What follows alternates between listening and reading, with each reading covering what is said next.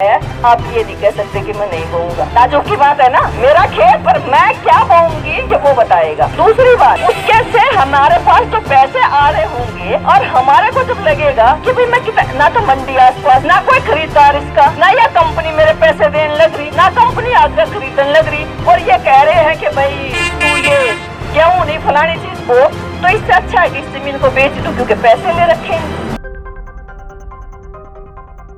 तो 4 बहनें थी, उनकी जितनी लोगों ने बात सुनी वो सारे आगे साथ में, और जब तक घने हो जावा बात सुनाने वाले तो बहुत ज्यादा महिलाओं को ले आएंगे, और वो बहुत ज्यादा क्यों होंगे जब आप जितनी आड़ा बैठी हैं इन सारिया ने पता लग जा कि ये कानून क्या है और हमारा क्या नुकसान करेंगे और हमने क्यों सारा ने लड़ना चाहिए, तो आप सारे लड़ लेंगे और भी आ जाएंगे महिलाएं। इसलिए आप खेत में फसल बोते हैं ना, आप बीज कितना डाला, हाँ 1 किलो या 2 किलो इतना ही डाला है ना, और फसल कितनी होती है 50 मन 60 मन 70 मन, है ना। इसका मतलब यो है कि जब 5 10 20 50 100 गांव में ऐसी महिलाएं हो जाएं जो सारा ने यह बात बता दे कि ये कानून क्या है और क्यों से देंगे हमने, तो फिर आप सारे गांव में तक घनी सारी महिलाओं को ला सकते हैं। इसलिए जरूरी जानना है कि ये कानून है क्या चीज, एक बात। दूसरी बात बहनों ये है कि मरना मारना तो बहुत बाद की बात है, इतना भी दम नहीं है सरकार में कि हमने मार दे, है ना। लेकिन मरना कोई बहुत बड़ी बात नहीं है, मरने की जरूरत पड़ेगी तो मर भी जाएंगे, लेकिन मरण तो ज्यादा जरूरी ये है कि घनी सारी औरतें ने यहाँ लेके आना। जब मरण लगा तो उनकी गोली कम पड़ जा, आपा घने हो जा थोड़े, हाँ उनने आगे करके बचा ला। जब ज्यादा होंगे, ये है हमारा ईद मरण का काम, गोली खा के मरण का टाइम ही पर नहीं आया है, अभी आया है कि हम ज्यादा से ज्यादा महिलाओं को आसपास के सारे गांव में थे, रिश्तेदारियां में थे, जानकारियां में थे, सब जगह तक जुटा लिया। अब बहनों एक बात बताओ, अभी हमारी बहन कह रही थी 100 से ऊपर लोग शहीद हो चुके है ना, हम उनको श्रद्धांजलि देते हैं। अभी हमारे एक साथी भी कह रहे थे, कुछ महिलाएं भी कह रही थी कि ताली मत बजाओ इसलिए क्योंकि लोग शहीद हो गए। अगर हम ताली नहीं बजाएंगे, उन शहीदों की कुर्बानी जो है ताली ना बजाने तक पूरी को नहीं होती। उनकी कुर्बानी पूरी होगी जब जिस चीज का पीछे वह जान दे के गए हैं उस चीज को पूरी करवा ला, और वह पूरी होगी जब हम बहुत ज्यादा संख्या में सारे के सारे बाहर आ जाएंगे, और वो बाहर आएंगे जब हम हौसला, जैसे अभी बहन करें ना, मर जाएंगे मार लेंगे, जब हम ऐसा हौसला बनाएंगे, ताली भी बजावांगे, गीत भी गावांगे, इकट्ठे भी कराएंगे, नचाएंगे भी, आ जाओ भाई आ जाओ लड़ लो, जान जमीन के आगे है क्या हमारा, आओ तुम एक बंदूक वाला भेजोगे तो हम 100 खड़े हो जाएंगे आगे, तब पीछे हटेंगे। अब सवाल ये है बहनों कि ये 150 लोगों की जान चली गई, शहीद हो गए, और उसके बाद भी वो लोग जो लाख दिल्ली को चारों तरफ से घेर कर बैठे हैं, पूरे 4 दिन 5-6 महीने हो जाएंगे बैठे हुए वहां, और ये 2 महीने नहीं है, उसके पहले भी 5-6 महीने से कोई 6 महीने खातर उड़ गया है, तो 4 दिन में तैयार होकर चला गया क्या। जब 2 दिन ब्याह में जावा ना तो 2 दिन पहले तैयारी करनी पड़े है, अगर वो 2 महीने से बैठे हैं ना तो पिछले 6 महीने से तैयारी कर रहे थे। तो सवाल ये है कि इतने लोगों ने खो के भी कड़कड़ाती ठंड में, बारिश में, और वो लोग बिना छत के वहां पे बैठे, कोई बात तो है, कोई चीज तो है, और वह घनी गंभीर चीज है। दूसरी बात, सरकार इतने लोग वहां पे बैठे हैं, इतने लोगों ने शहादत दे दी, उसके बाद भी सरकार यूं कहे कि कौन ही मानना, तो कुछ बात कानून भी है। अब आपने जाननी है ये दो बात कि किसान वहां से उठ क्यों नहीं रहे हैं, न्यू क्यों कहने लग रहे हैं कि भाई मारते रहो, मरते रहेंगे, उठाएंगे नहीं, आड़े भी मरना है और घरा जाकर भी मरना है। किसान इसलिए नहीं उठ रहा क्योंकि उसको पता है तू भूख से मरेगा जाके, इसलिए वो नहीं उठ रहा। और सरकार मानने में तैयार नहीं हो रही, इसके बाद भी के 150 लोग मर चुके हैं और लोग यूं कह रहे हैं कि हमने और मार दो, लड़ाएंगे फिर भी। इसलिए सरकार क्यों नहीं मानने लग रही, कोई बात तो यहाँ पे भी है कि नहीं है। अब आप एक बात देखो कि वो क्या बात है, सरकार के बारे में सोच लेते हैं पहले। ऐसी कौन सी चीज है जो सरकार को रोक रही है? सरकार कहती है कि हमने कानून बनाए, किसान के हक में बनाए, ठीक है भाई। अगर आपने वो किसान के हक में कानून बनाने थे तो इन लोगों से पूछ लेते, भाई क्या चाहिए, आप खेती करते हो, आपको कौन से सुधार चाहिए, आप क्या करवाना चाहते हैं, वो हमने लिख के दे दो। सरपंच लिख के दे देता, आसपास के एमएलए लिख के दे देते, जो खेती के बारे में विशेषज्ञ होते हैं, डॉक्टर होते हैं, वो लिख के दे देते। नहीं पूछी। जब लॉकडाउन हो रहा था, जब लोग घरों में बैठे थे, लोग एक दूसरे का हाथ लगाने से डर रहे थे, उस टाइम पे पास कर दिए कि भी लोग बाहर नहीं आएंगे। ऐसी क्या चालाकी थी, ऐसी क्या जालसाजी थी कि ऐसे हालात में सरकार ने कानून बनाए? सोचने की बात तो है। फिर अगली बात क्या हुई कि भाई ठीक है, तुमने हमारे हक में बना दिए कानून, लेकिन किसानों ने उसको जांच लिया, परख लिया, वकीलों ने भी बता दी, जो खेती से संबंधित डॉक्टर हैं, विशेषज्ञ हैं, उनने भी बता दी कि खेती में नुकसान करेंगे ये कानून, तो तुम वापस ले लो। ऐसी क्या बात होगी कि जो चीज हमारा खातर बनाए, हमारा कोनी वारा सारी, आप उसको वापस ले लो, पर नहीं ले रही। इसका मतलब क्या है? इसका मतलब ये है कि ये कानून तुम्हारे लिए नहीं बनाए थे, किसान को सामने रख के नहीं बनाए ये कानून बनाए जो बड़े बड़े मगरमच्छ है ना यहाँ पे 2-3, उनके लिए, जिनका भी बहने नाम ले रही थी ना, अडानी, अंबानी और इसे और 2-4 घराने, जिनके पास इतना रुपया है कि वो कुछ भी खरीद सकते हैं। और अगली बात सोचने की यह है कि भाई उन लोगों को खेती मारने की जरूरत क्या पड़ती? खेती में तो किसान को इतना घाटा हो रहा है, किसान के सिर पे कर्ज है, उसके बाद भी ये जो अडानी अंबानी है, इनको क्या जरूरत पड़ेगी कि ये खेती में आना चाहे है? बात है ना सोचने की। जो घाटे का सोता है उसमें हाथ क्यों लाना चाहती है और सरकार उसे क्यों देना चाहती है? अपने को थोड़ा सा सोचना पड़ेगा बहनों। और मैं तुमको कह रही हूँ ये बात, है हमारे भाई जो है सारे जानते होंगे, लेकिन क्योंकि अब वो जितने आ सकते थे आलिया, हमने आना है, इसलिए हमने जानना जरूरी है। वो इसलिए आना चाहे बहनों, सबके फोन में कौन सी चिप है? जियो की। जहाज किसने खरीद लिए? अडानी अंबानी ने। एयरपोर्ट भी खरीद लिए, रेलवे स्टेशन भी खरीद लिए, रेल भी खरीद ली, बस भी खरीद ली, बिजली भी खरीद ली, पानी भी खरीद लिया, नदियां भी खरीद ली, सब कुछ खरीद लिया, पर पेट को नहीं भरता। मुनाफे से पेट नहीं भरता। अब ये सोच लिया, एक बात तो यह है कि बस खेती बच रही है जो बिकी नहीं है अब तक। और दूसरी बात ये है कि ये जो सी चीज खरीदी है ना अब तक, इनकी लिमिटेड खरीदने की और बेचने की लिमिटेड सीमा है कि जहाज में कितने लोग बैठेंगे, बस में हम महीने में कितनी बार बैठेंगे, रेल में कद बैठेंगे, तो मतलब मुनाफा सीमित मुनाफा होगा।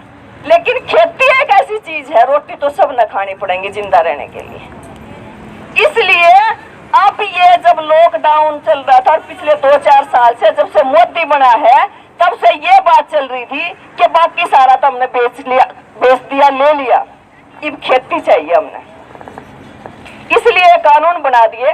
जब उन्हें खेती चाहिए तो फिर वो ये भी कह सकता था कि भी ठीक है, तो फिर खेती में फसल खरीद लो, जो मर्जी खरीद लो, किसान की जमीन खरीद लो। लेकिन क्या किसान जमीन बेच सकता था जमीन? नहीं। और फसल तो अभी भी बेचने नहीं लग रहा है, तो फसल खरीद लो भाई तुम। भाई हमने तो बेची नहीं ना, हमारा 100 मन दाने हो और 20 मन का खर्चा है, तो 80 मन तो बेचेंगे ना, तो तुम खरीद लो।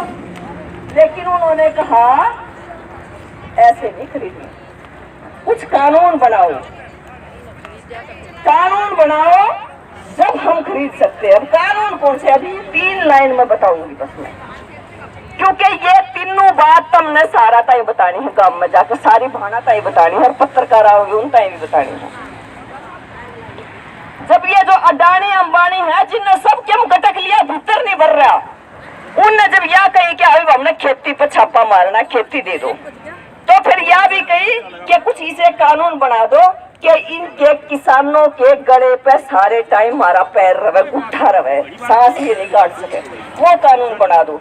आप सोचो कि वो 3 कानून बिना किसी से पूछे, बिना हमारी जानकारी के बना दिए चुपचाप। अभी किसान कह रहे हैं कि एक कानून और बना दो एमएसपी का, वो नहीं बना रहे। भैया क्या बात है, वो 3 कानून तो तुमने बिना कहे बना दिए, और ये एक कानून बनाने के लिए तैयार नहीं।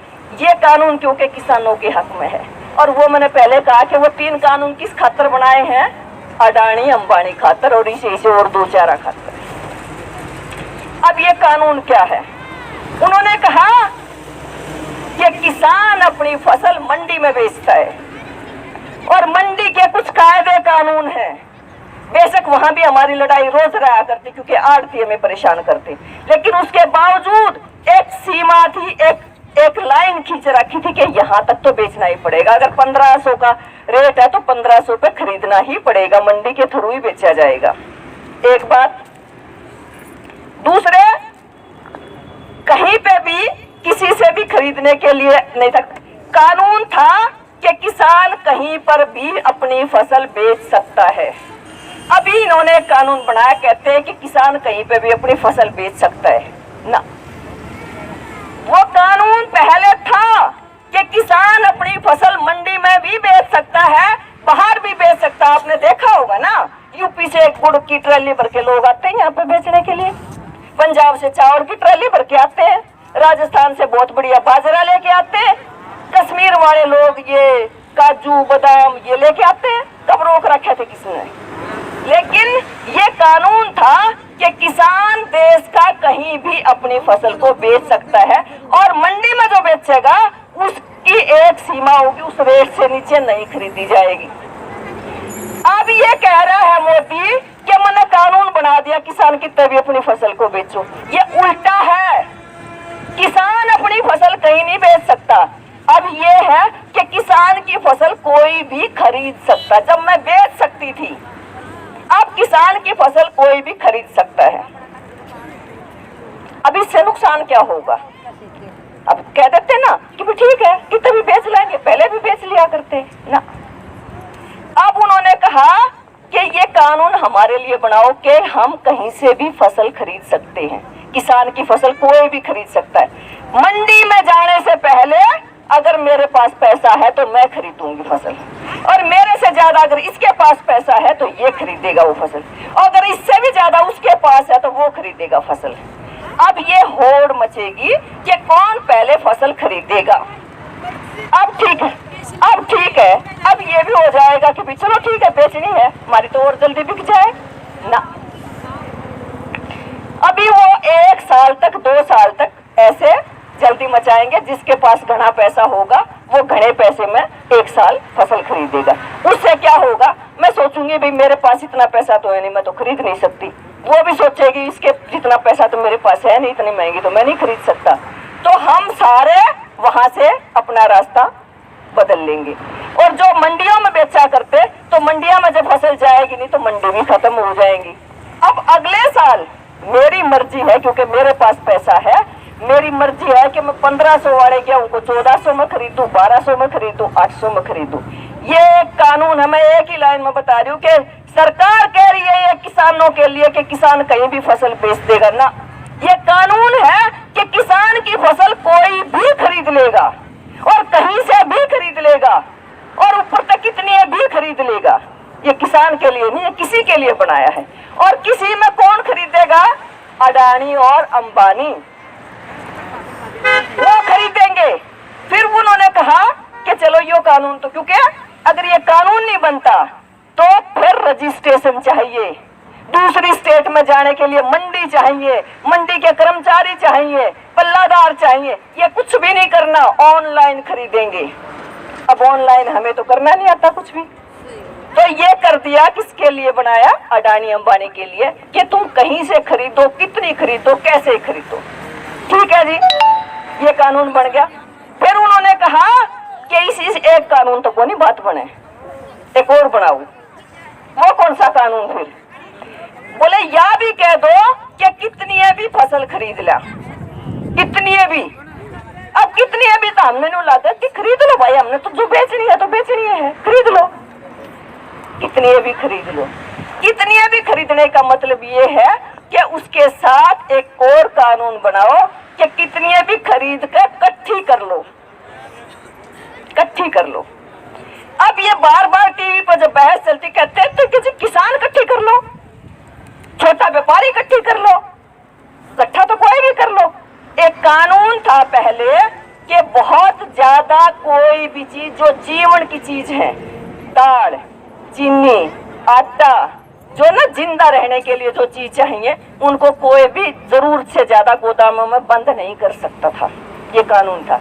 इनने कहा कि आपने या तो कह दी कि कितनी भी खरीद लो, लेकिन खरीद कर रखेंगे कहाँ? वो तो छापा पड़ जाएगा कि ज्यादा फसल क्यों खरीदी आपने। तो एक कानून बना दिया कि कितनी इकट्ठी कर लो। उससे क्या होगा? उससे होगा ये कि फिर वो जो सामान आपके खेत से जो खरीदा जाएगा, जब हम तो इतने गरीब जगह में काम करते हैं ना कि हम तो जब पैदा हो जब तो सारा बेच दे और फिर मन करे बाद में लास्ट में जाकर खरीदना पड़े 5-4 मन। नहीं होता ऐसा, वो है ना, क्योंकि एक बार छोरी का ब्याह रहा, सारी बेच दी और फिर वो 2 पिप्पे उसके तो भरवा लिए, 5 मन उसके तो ले लिया, उधार का सुधार का अपना तो चलता रहता है ये। अब वो क्या कह रहे हैं? वो ये कह रहे हैं कि हमें गोदामों में बंद करने का कानून बना दो। कोई छापा नहीं मार सकता, कोई या नहीं कह सकता कि तुमने जो है ये गेहूं या आटा गोदामों में क्यों बंद कर दिया, कोई कार्रवाई नहीं होगी उसके ऊपर। और वो क्या करेंगे? अब जिस अडानी ने, जिस अंबानी ने जियो का सिम 6 महीने साल भर फ्री दे दिया, दिया था क्या नहीं? किस लिए दिया था? वो इसलिए दिया था कि जितने भी हम और किसी के सिम इस्तेमाल करते हैं ये हटा के फ्री वाला ले ले। और अब जियो के में और दूसरे में कोई फर्क है क्या? नहीं है। तो जिसके पास इतना पैसा है, जो जहाज खरीद ले, खेत खरीद ले, रेल खरीद ले, सब कुछ खरीद ले, वो क्या करेगा? वो 1 साल हमारी सारी फसल खरीद के गोदाम में बंद कर देगा और वो समुद्र में फंकवा देगा। उसके पास है इतना पैसा, क्योंकि उसने उस जितना समुद्र में फेंकेगा उसका कई गुना फिर बनाना, वो सारा खरीद कर समुद्र में फंकवा देगा। कहेगा मेरी मर्जी, मैंने पैसा लगा रखा है, क्योंकि उस पर कोई कानून तो है नहीं। और फिर हम रोटी कहाँ से खाएंगे, कहाँ से खरीदेंगे? जो चीज बाजार में नहीं मिलती या कम मिलती है, आपको मालूम है ना, उसके रेट बढ़ जाते। अभी लॉकडाउन जब हुआ तो प्याज के, आलू के अफरा तफरी मचकी के खरीद लो 1 महीना बाजार बंद रहेगा। कितने महंगे महंगे मिले थे। और चाहे कोई 1 साल 2 साल सारी फसल खरीद के, क्योंकि कानून तो है, आप रोक नहीं सकते खरीदने से, और वो गोदामों में बंद कर दे, बोला मैं तो सड़ाऊंगा अपने, कर लो कि करोगे, तब कानून तो कोई है नहीं। तो जब रोटी नहीं मिलेंगी तो औरतों को अपना शरीर बेच के भी नहीं मिलेंगे, शरीर बेच के भी। और औरतों से कुछ भी देखा जा सकता है, अपने बालक भूखे नहीं देखे जा सकते।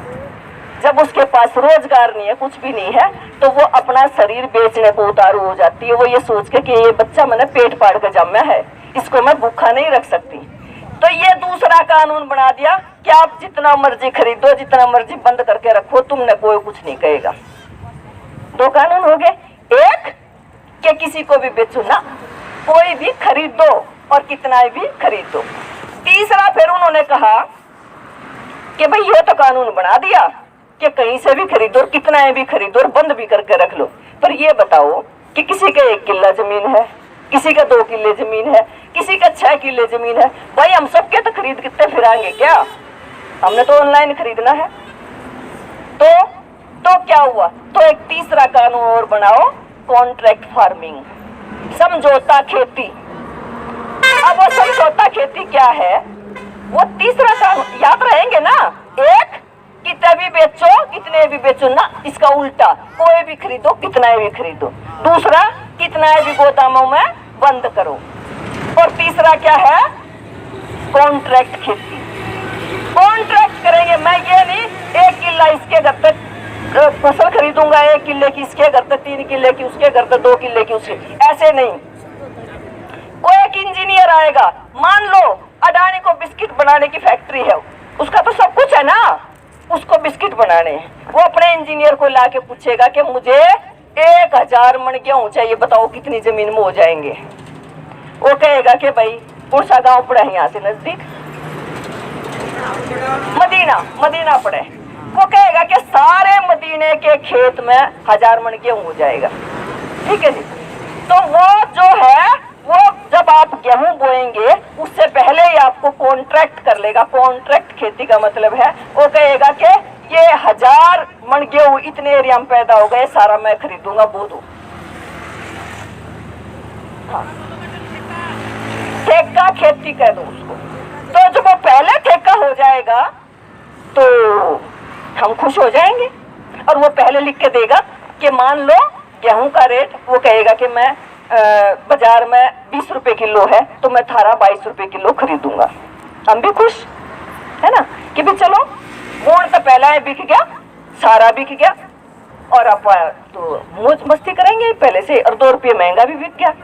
अब इसमें क्या पेच है ना, जो मैं पहले कह रही हूँ ना कि कानून हमारे लिए नहीं उनके लिए बनाए हैं। इसमें पेच ये है कि वो 1 साल मान लो 22 रुपए किलो ही खरीद लिया,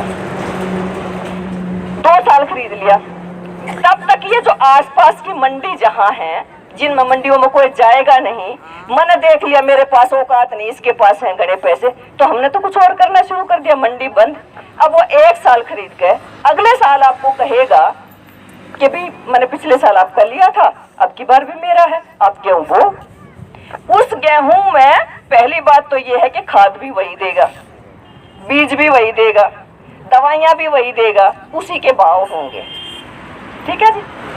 और वो जैसे हमारा 8 से चलता है ना कि अपना उधार आवे सब, जब फसल बिकेगी सारा हिसाब किताब हो जाएगा, तो वहां से भी ऐसे ही चलेगा, क्योंकि पहले पैसे हमने ले लिए उससे, कुछ पहले ले लिए कुछ बाद में लेंगे, तो उसकी सारा सामान, दवाई, खाद, बीज, तेल, सब उसी से खरीदना है, उसकी मर्जी के भाव का खरीदना है।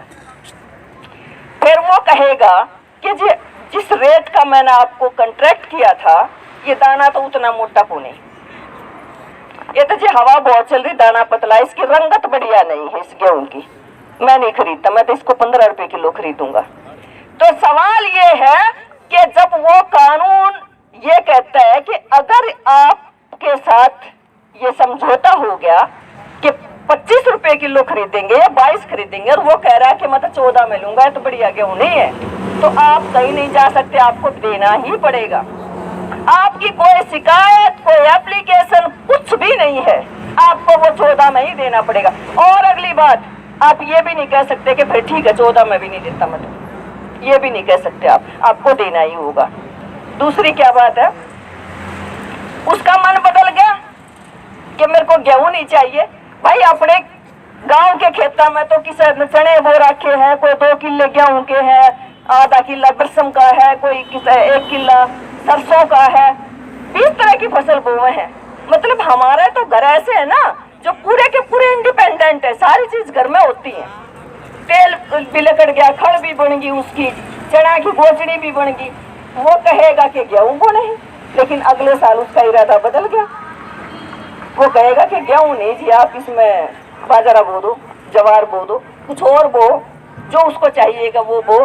तो आपके साथ जो कॉन्ट्रैक्ट हुआ है, आप ये नहीं कह सकते कि मैं नहीं बोऊंगा। ताजुब की बात है ना, मेरा खेत, पर मैं क्या बोऊंगी ये वो बताएगा। दूसरी बात, उसके से हमारे पास जो पैसे आ रहे होंगे और हमारे को जब लगेगा कि भाई मैं कितना, ना तो मंडी आसपास, ना कोई खरीदार इसका, ना यह कंपनी मेरे पैसे देने लग रही, ना कंपनी आगे खरीदने लग रही, और ये कह रहे हैं कि भाई तू ये गेहूं नहीं फलानी चीज बो, तो इससे अच्छा है कि इस जमीन को बेच दूं क्योंकि पैसे ले रखे हैं। तो आपको वो जमीन बेचनी पड़ेगी। 3 कानून है। आई ना बात समझ में? एक, कोई भी खरीदो, कितना भी खरीदो। दूसरा, उसको गोदाम में बंद करके रखो। और तीसरा कि सारे जो आसपास का जो कॉन्ट्रैक्ट है वो मेरा है, वो मैं खरीदूंगा। और वो कब खरीदूंगा, कितना खरीदूंगा, नहीं खरीदूंगा, पैसे दूंगा, नहीं दूंगा। अगर कोई कंपनी ने कॉन्ट्रैक्ट कर लिया और वो फसल लेके भी चला गया और वो पैसे नहीं देता है तो हम नहीं जा सकते कितने भी। ये